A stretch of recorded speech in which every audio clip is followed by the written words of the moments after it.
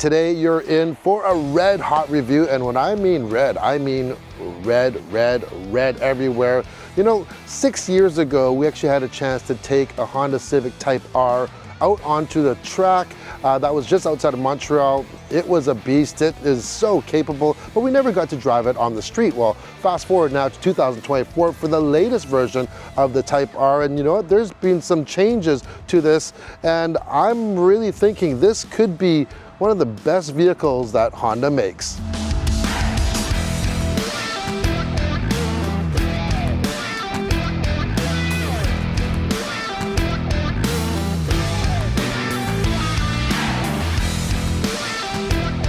Driving a Type-R never gets old. Only comes in a 6-speed manual transmission, the way it should be. And man, oh man, one thing that I love about this Civic Type-R, since it's the first time I've been driving it on the street, is how adaptable it is for regular driving. You have 4 different drive modes. We have comfort, so we can go right into comfort right now. It drives just really smooth. It's very easy to actually drive this manually, and of course that only comes in manual, but if you're not even really that great at driving manual, maybe you're just learning or you're a little bit rusty, you'll have no problem with this short throw shifter here. You have automatic rev matching. Go into the sport mode, way more responsive, but the biggest difference I find though is the suspension. This does have adaptive suspension, and it really, every notch that you go up, it really makes a big difference, from comfort all the way to our top one, which is Plus R, which is essentially for the track. So we go Plus R. Okay, this is your stiffest configuration that you have. Even the steering, it's quite stiff, but we're going over, there's some bumpy roads here. At every cross pavement that they have here, you're feeling everything, but this is really gonna shine on the track. Just gonna be really stiff, allow you to even slide that car just a little bit, get the most out of the tires and the grip of here, which are the very sticky Michelin Pilot Sport tires here. But we're going around a corner, and this thing just wants to go. The 2-liter turbocharged engine, it is so sweet. 315 horsepower, 310 pound-feet of torque from that VTEC engine. Now, if you go and try out the Acura Integra Type S, which we did test, I really like that car, like a lot. But the more I drive this Type-R, I don't know. When this one first came out, like 6 years ago, well, not like this version, I'd say, we had on the track, and yeah, it was, you know, there's a lot of racer bits, and I don't know, I think it's kind of all grown up now. It doesn't look so wild. Even out the back, you have a decent size rear wing, but it is following the contour of the rear window, your view of the rear window, so you do not see that wing whatsoever. It's like you basically have to really bend down to see the bottom of that wing. It doesn't obstruct your vision whatsoever. You get Brembo brakes on here. But when you get this thing over 3,500 RPM, and it just starts wanting to just go. It's starting to scream and go, let me go. And you can't help but let it go. That's the only problem with this vehicle. I find that it makes me want to drive, I'm not gonna say aggressively, but more spirited for sure. Even if I'm not in a hurry for something, I really want to use the engine because it's so engaging to drive this vehicle. I'm not sure if you know what I mean. It's like, I don't just want to go balls to the walls and just go nuts, but it's just fun to go in and out of traffic and use the upper end of the power range on here. Once again, like you do have to ask it to do it, but that's also rewarding to get to that point. And when you do have some tire slippage, it's great. It really is great because you can control it so nice, just right there. We had a little bit of slippage, then it hooked up, and it's really predictable. It really is. The power is consistent. on here. It sounds great. Now, the one thing I noticed though, compared to the Acura Integra Type S, which has the same power plant, even though it has 5 horsepower difference, I don't know why, it doesn't really make a difference. This thing's actually a little bit quicker, but that one, at its top level, you actually got a few pops and gurgles from that exhaust note,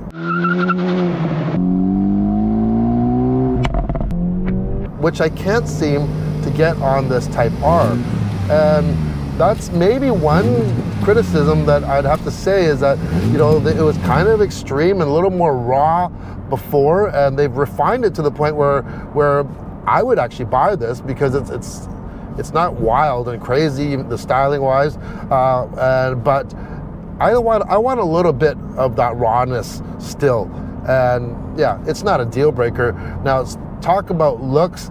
Yeah, it's very similar to that Integra, but it has its own DNA for sure. You got that front hood intake, that's all functional. We got the LED lights. The sporty wheels looks great. Now, this has got to be one of the very few cars that I have. Oh my God, it just pulls you around the corner, I'm sorry. But this is one of the very few cars that I've noticed that you could actually get. This comes in either a gray, white, or this rally red. But it also comes with only a red interior. This interior is very, very different because it is red. It's very red. This vehicle is red. So you have the Type-R on these suede seats. In the back, the seats are black though. And the carpeting is red. So you have this combination of the red and the black. I think out of the 3 colors for the exterior, I think the rally red would be the one I'd get. It just looks really hot. And who'd ever thought that red on red actually looks really good, or it definitely works.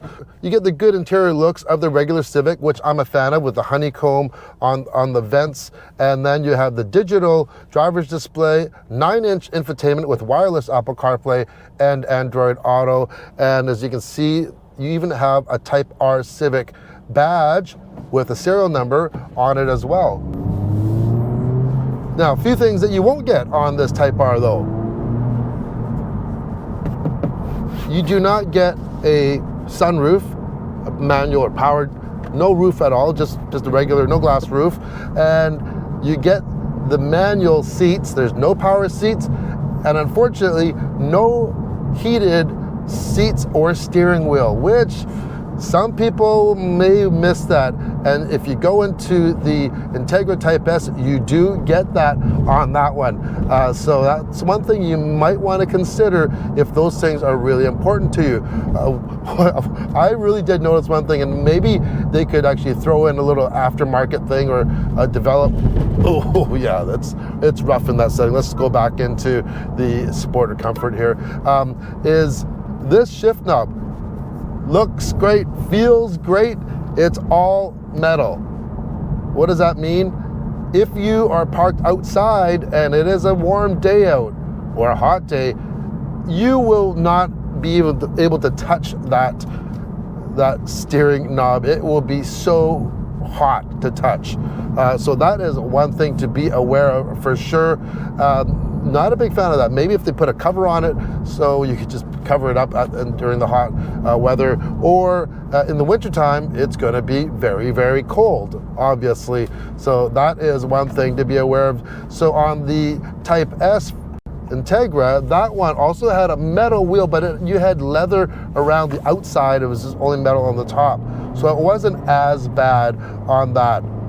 I'm so glad I got an opportunity to drive this on the street, because we all know this thing honestly is just an awesome track machine, super trackable, predictable, it's affordable for a track machine. And yeah, but guess what? We don't all live at the track every day or every weekend. So knowing that it is very capable and comfortable in day-to-day use is important. Is it any different than that Type S? Yes, that plus R setting really does bring it up one extra notch. So if you are going to do some track days, hey, I would actually probably get the Type-R. You just get that one extra little bit more oomph of performance and handling for the Type-R. Also, some people are, they would prefer to have a vehicle built in Japan. So this engine is built in the United States, but the final assembly of this vehicle is in Japan. The Acura Integra Type S is completely made in the USA in their Ohio plant. So if that's something important to you, you might want to go there. But that Type S is also going to run you an extra $5,000. These are Canadian dollars that we're talking about. So, that is a considerable more amount of money, and you're getting a similar vehicle for that $5,000 more, but you will be getting the heated seats and steering wheel on that. And the finish is a little bit different since it is an Acura. So you just have to make it a decision if that is important to you or not. So I'm seriously, I think I'm kind of sold on this Type-R now. I like the look of it. I like this. I'm not usually a red car guy, but I think I would actually get this red with this red interior. So much fun to drive.